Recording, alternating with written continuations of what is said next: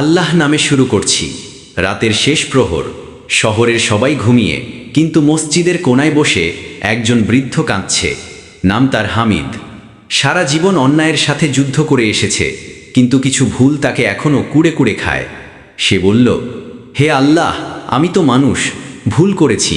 আমার সন্তান আমার কথা শোনে না, স্ত্রী অসুস্থ, আর আমি তো অনেক গুনাহ করেছি। তুমি কি আমায় ক্ষমা করবে না? হঠাৎ আকাশে এক ঝলক আলো, যেন রাতের আকাশও তার কান্নায় কাঁপছে। সেই মুহূর্তে তার মনে পড়ে যায় রাসূল সাল্লাল্লাহু আলাইহি ওয়াসাল্লামের সেই হাদিস, যে বান্দা রাতে আল্লাহর কাছে ফিরে আসে, আল্লাহ বলেন, এমন এক বান্দা আমার কাছে ফিরেছে যে জানে তার কোনো ক্ষমাকারী নেই আমি ছাড়া, আমি তাকে ক্ষমা করে দিলাম। সহিহ মুসলিম। হামিদ সেজদায় পড়ে যায়। সে বুঝে ফেলে, যত পাপই হোক, আল্লাহ দরজা কখনো বন্ধ নয়। সেই রাতে হামিদ ক্ষমার সাথে ঘুমিয়ে পড়ে, এক হালকা হৃদয় নিয়ে। ভিডিওটি শেয়ার করুন, ছড়িয়ে দিন সত্যের এই বার্তা আলোর পথে।